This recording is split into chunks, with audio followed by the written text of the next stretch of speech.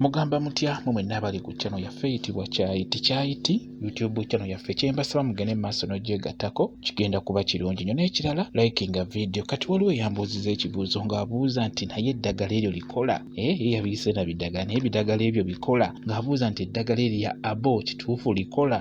Ekibuuzo ekyo wabuuzizza kyensobola okuddamu okugamba eddagala liba likola bulungi nnyo. Eddagala lya abo oba ebikoola by'olaba ebyo bikola bulungi nnyo, bisobola okujjanjaba n'otereera, bisobola okuyamba mu buli buzibu bwonna, mu buli bulwadde bwonna n'otereera.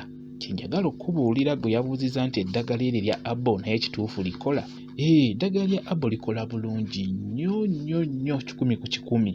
Lwakuba obuzibu obuliwo eddagala eryo lyayingirwamu abantu abanoonya obunoonya ssente nga tatunuulira nti omuntu ono ekintu kyemuwadde kinaamukolera. Kyekizibu ekiri mu ggwanga lyaffe lino Uganda, nga naye ebikoola ebyo by'olaba ku ttale ebikoola bikola bulungi nnyo, bisobola okujjanjaba n'otereera. Kyemmanyi nti Katonda yatonda eddagala eryo lyemulaba, aba yatonda ebitonde eby'emiddo n'abissaamu amaanyi gaabyo mu ngeri gye birimu.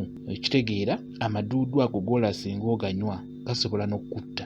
Okitegeera ky'oba olaba nti bagawa nnyo abalalu, ate wadde babeera bagabawadde babapimira si kumuwa buwi nti akotomera ekikopo kiramba. Nedda, bamuwaako ekipimo ekitonotono abadde alwana ng'abalwanyisa abantu nga 10 ng'omuntu abalemye okukwata okumusiba emigwa naye just omuwa akatundu k'amaduudu n'akanywa, yenna n'akkakkana n'okwebaka ne yeebaka olw'ensonga nti gamukuba, gamuggyako, gamukyusa obwongo obanga amuwadde kalifoomu.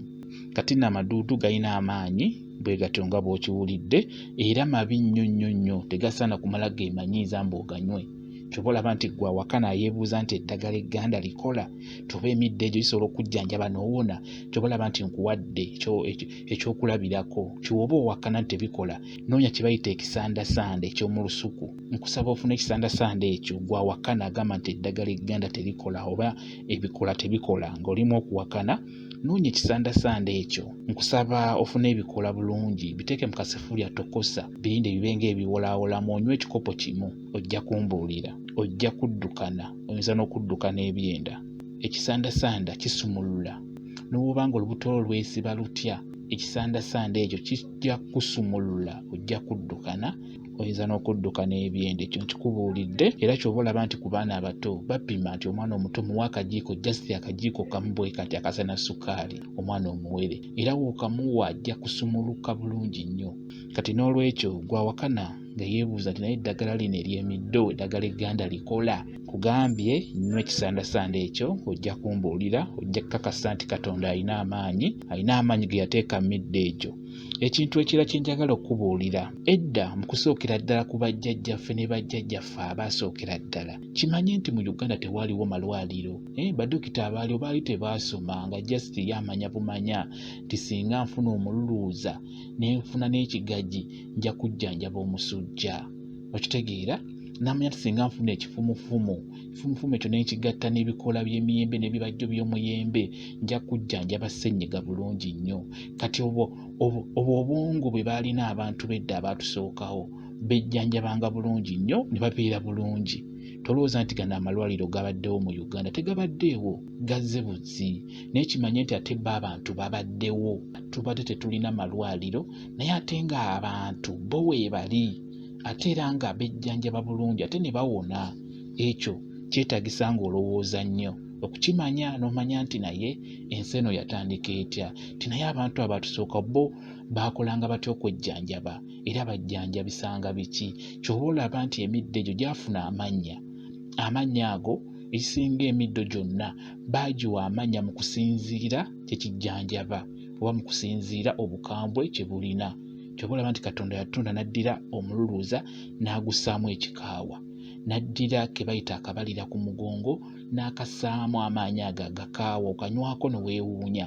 Katonda n'amanya nti nedda abantu bano abali ku nsi bajja kwetaagisa omusaayi mu mibiri gyabwe.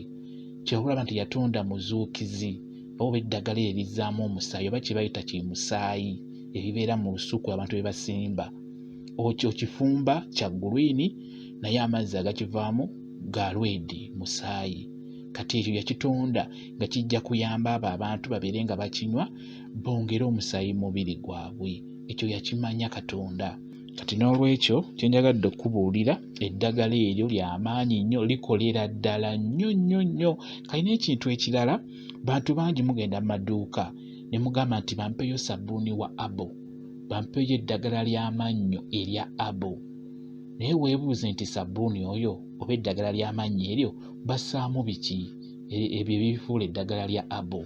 Ekisooka, eddagala ly'amannyo lye ngenda okubuulirako, eddagala ly'amannyo ly'owulira nti ya Abo bassaamu bikoola, bassaamu middo. Okugeza, mulimu eddagala erimu nga bateekamu ebikoola bya kalitunsi ne bateekamu ne ze bayita cloves.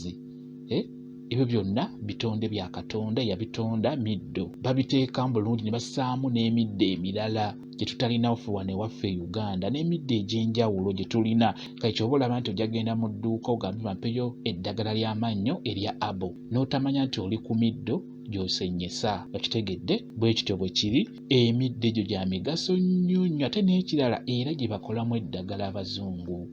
Eddagala etumira wano lye tukozesa erisinga balikola mu miti egyo oba mu bikoola ebyo oba mu bibala eby'enjawulo, ne bajjamu eddagala ne bajjamu empeke ne bagikuwa n'ogimira. Kati n'olwekyo mmwe mwakikwata obubi, mulowooza nti omuntu akozesezza eddagala eryo ery'ebikoola mulowooza abeera mulogo, era kwegamba mumuvumirira nnyo nti oyo mulogo akozesa ebintu ebitategeerekeka, so nga ate ly'eddagala eryaffe ery'ekinnansi eryasookawo ate nga lya makulu bulungi nnyo.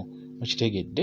Beera ng'okimanyi nti eddagala eryaffe ebikoola ebyo by'olaba ddagala era bisobola okujjanjaba n'obona bulungi nnyo. Bwe kityo bwe kiri. Mwebale kubeera ku channel yaffe eyitibwa Kyayiti YouTube channel yaffe. Kyembasaba mugende mu maaso n'ogyegattako, kigenda kuba kirungi nnyo. N'ekirala, likinga video mbeere bulungi. Mweraba.